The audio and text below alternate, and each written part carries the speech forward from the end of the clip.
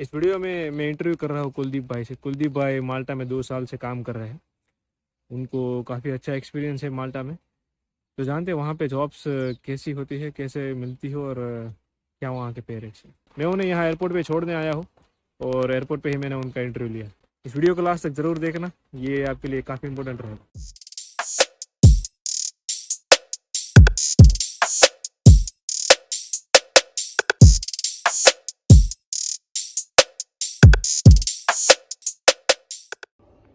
तो आज हमारे साथ कुलदीप भाई है जो हमें माल्टा के बारे में इंफॉर्मेशन देंगे। वो वहाँ पे काम करते हैं। कुलदीप भाई, आप ही बताएं, आप थोड़ा अपना इंट्रोडक्शन दें। मेरा नाम कुलदीप बोराड है। मैं गुजरात इंडिया से बिलोंग करता हूँ और मैं अभी 2 साल से माल्टा में वर्क परमिट पे हूँ और फिलहाल तो अभी जॉब कर रहा हूँ मैं। ठीक है, तो आज मैं आपको थोड़े क्वेश्चन पूछूंगा माल्टा के रिलेटेड, वर्क रिलेटेड। तो सबसे पहले तो आपको माल्टा का थॉट कैसे आया, माल्टा जाना है?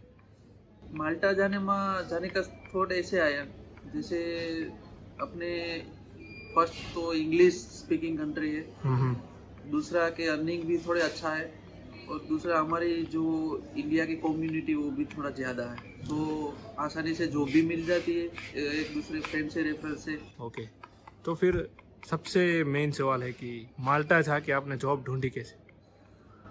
माल्टा जाने के बाद मैंने जॉब अपनी वहाँ पे एजेंसी आ रहती है जो अपने को काम दिलाती है, जो अपना जो अर्निंग होता है उसमें से थोड़ा पर्सन वो निकाल के अपने पास रखते हैं, बाकी का एजेंसी थ्रू हमको जॉब मिला था। जैसे यहाँ आके मैंने ढूंढा, फिर मैं पहले इटली था, इटली से मैं माल्टा पे ट्रांसफ़र हो गया और मेरा वीज़ा भी कन्वर्ट हो गया। एजेंसी के थ्रू मैंने जॉब ढूंढी। यहाँ पे बहुत सारी एजेंसी है और इंडिया से भी आप देख सकते हो कि कौन सी एजेंसी हो। डायरेक्ट भी आप अप्लाई कर सकते हैं कंपनी पे, अपना वो कवर लेटर और रिज्यूम सब डाल के वो जो कंफर्मेशन दे कंपनी वाला, बाद में आप उसको रिस्पॉन्ड भी कर सकते हैं। पर आप सजेस्ट करोगे कि एजेंसी थ्रू जाना ज़्यादा बेटर रहेगा? ऐसे तो स्टार्टिंग में तो एजेंसी थ्रू ही जाना बेटर सही रहेगा, क्योंकि जो हमारा डॉक्यूमेंट है वो लीगल होना चाहिए। तो एजेंसी थ्रू आप जाएंगे ना, तो मेन बेनिफिट है कि तुम्हारा डॉक्यूमेंट तो लीगल हो जाएगा। बाद में आप चेंज भी कर सकते हैं, यहाँ का जो फर्स्ट कार्ड आएगा उसके बाद आप चेंज भी कर सकते हैं। डायरेक्ट भी कोई कंपनी पे हायर कर लेता तो फिर आप जा सकते हैं, लेकिन वो डायरेक्ट हायर में बहुत कम कंपनी ऐसे है जो डायरेक्ट हायर करते हैं। ज़्यादातर लोग सिस्टम एजेंसी थ्रू ही जाते हैं। लेकिन कोई भी एजेंसी को आपको सेट नहीं हो रहा तो आप सेम फील्ड की दूसरी भी एजेंसी मिल जाती है आराम से, तो उसमें भी आप ट्रांसफ़र कर सकते हैं। एक और सवाल है, तो माल्टा में अर्निंग नॉर्मली कितना होता है? नॉर्मली अर्निंग देखो तो कोई भी फील्ड ले लो, या डिलीवरी की ले लो, होटल बिजनेस ले लो, रेस्टोरेंट बिजनेस ले लो, और थोड़ा हार्ड वर्क जैसे कंस्ट्रक्शन क्लीनिंग वो भी ले लो। मिनिमम वेजेस यहाँ पे 5.5 यूरो चल रहा है पर आवर का। उसके हिसाब से आप चलो तो 10-12 घंटे आप हर दिन का काम करते हो, सैटरडे संडे वो भी आ गए इंक्लूड, तो आराम से 15 यूरो तो आराम से आप निकाल सकते हैं। ऐसे नहीं बताया कि 2500 यूरो आएगा, 2000 यूरो आएगा। ऐसे काफ़ी लोग ऐसे बताते हैं कि इतना इतना अर्निंग आता है, इतना आ जाता है, लेकिन उसमें 14 के भी घंटा काम करते हैं वो लोग, खुद को खींचना पड़ता है। हाँ, फिर वो आ जाता है। लेकिन मिनिमम वेजेस 5.5 से स्टार्ट होता है, फिर अपने पे आ जाता है। कभी कोई लोग 6 यूरो देते हैं, कभी कोई लोग 7 यूरो देता है, वो अपने काम पे डिपेंड है। लेकिन मिनिमम 5.5 यूरो तो देते ही है, फिक्स है वो। यहाँ का जो मिनिमम वेजेस रेट है वो फिक्स है, मतलब एटलीस्ट 5.5 तो मिलेगा ही। हाँ, वो तो पक्का मिलेगा ही। उसके अर्निंग से आप कैलकुलेशन कर सकते हैं, मैं कितना घंटा काम कर सकता हूँ तो मेरे को इतना अर्निंग आराम से आ जाएगा। तो आपने कौन कौन सी जॉब की है अब तक 2 साल? मैंने तो स्टार्टिंग में तो थोड़ा हेल्पर की जॉब किया था रेस्टोरेंट में। हाँ, बाद में अभी मैं स्टोर रिलेटेड जॉब कर रहा हूँ फिलहाल, और रात के टाइम में रेस्टोरेंट वाला पार्ट टाइम नाइट के टाइम में, क्योंकि यहाँ पे 2 जॉब की करना ही पड़ेगा, क्योंकि कभी एक जॉब लेफ्ट हो जाए तो दूसरी जॉब हमारे पास होगी तो आसानी से हम उस टाइम थोड़ा मैनेज कर सकते हैं।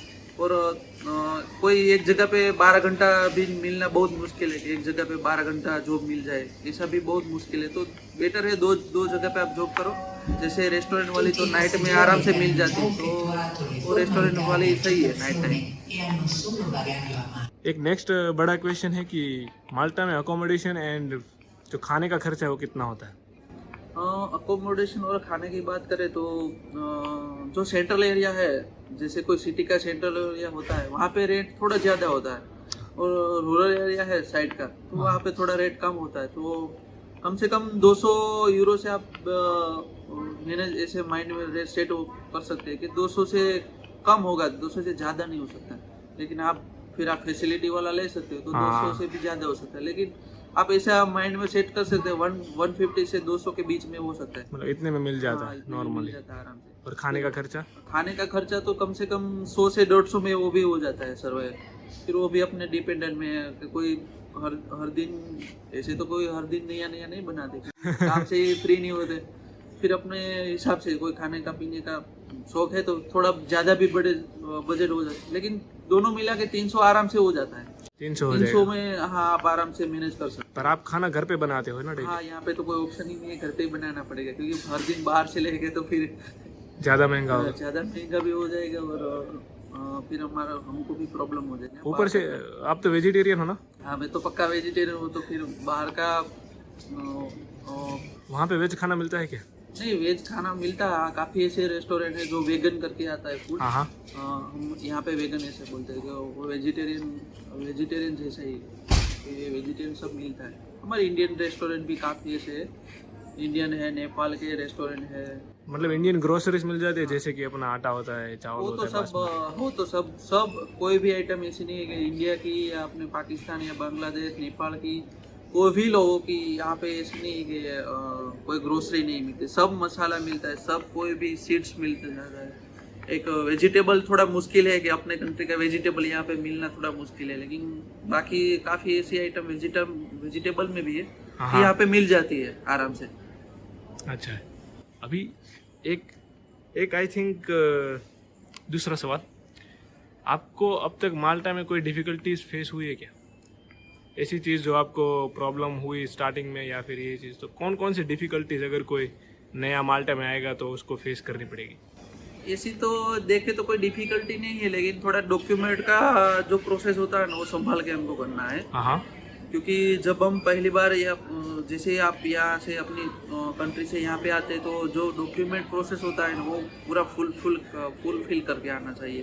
क्योंकि फिर यहाँ आके ऐसा ना हो जाए कि वो एम्प्लॉयर हो तो बोलेगा मेरे को ये बंदा नहीं चाहिए, ये लड़का मेरे को नहीं चाहिए, तो फिर वो हमारा जो आगे का डॉक्यूमेंट यहाँ आके जो कार्ड अप्लाई करना होता है वो उसमें दिक्कत आ सकती है। हाँ। तो वो पक्का होना चाहिए।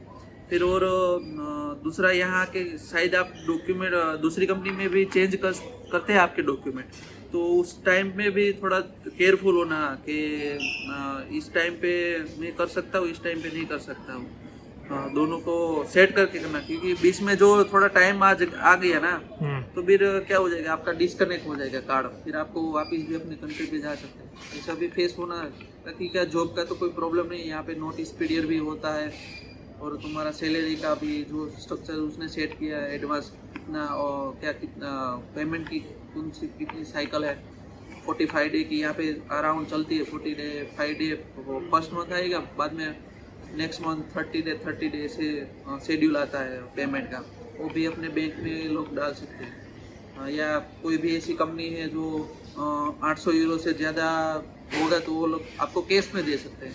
बाकी के लीगल जो 800 यूरो आते हैं मिनिमम वेजेस के हिसाब से, इसकी लोगों का पर आवर 5.5 और एक वीक की 14 आवर, ऐसे आप देख लो तो 800 यूरो आ जाता है। तो उसके मिनिमम वेजेस के हिसाब से देखो तो वो बैंक में डाल सकते हैं। उसके अलावा जो ऊपर का आता है जो हमारी टैक्सेबल इनकम होती है, वो हमको काफ़ी कंपनी वाले ऐसे भी तो हमको केस में दे देते हैं। हम वो केस ग्रोसरी में, उसमें रेंट में, सब पे यूज में भी कर सकते हैं आराम से।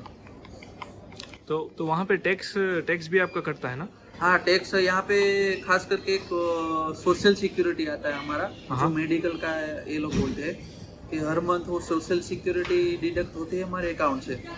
और टैक्स तो जैसे 800 यूरो से अब जाएगा, तो 800 यूरो से जो भी अपना अर्निंग अप जाएगा उसमें 15% माइनस डिडक्ट करके आप। अच्छा, मतलब 800 से ऊपर होगा तो 15% टैक्स कटेगा। टैक्स कटेगा। जो भी हमारा ओवर टाइम है या एक्स्ट्रा काम अच्छा, हाँ 800 तक नहीं कटेगा। हाँ नहीं कटेगा। और दूसरा, दो जगह पे काम कर रहा है तो फिर कोई मैटर ही नहीं है 800 की, क्योंकि दोनों जगह पे 800 या 800 ऐसे कोई आ जाएगा तो फिर कोई टेंशन नहीं है। और चीज़ लास्ट में, अगर आप कुछ सजेस्ट करना चाहोगे या फिर व्यूअर्स को बताना चाहोगे माल्टा के बारे में, कोई इम्पोर्टेंट या कुछ भी फैक्ट। माल्टा के बारे में तो मैं जब फर्स्ट टाइम आया तो मैं भी इतना नहीं जानता था। मैं भी अपने ऐसे भाई लोग का वीडियो देख के ही मेरे को थोड़ा इन्फॉर्मेशन लिया था, लेकिन सच में माल्टा में बहुत अच्छा है। और खास करके यहाँ पे इंग्लिश स्पीकिंग है तो हमारी कम्युनिटी जो हमारे देश वाले हो उसको आसानी से जब एक दूसरे को बुलाना वो सब हो जाता है।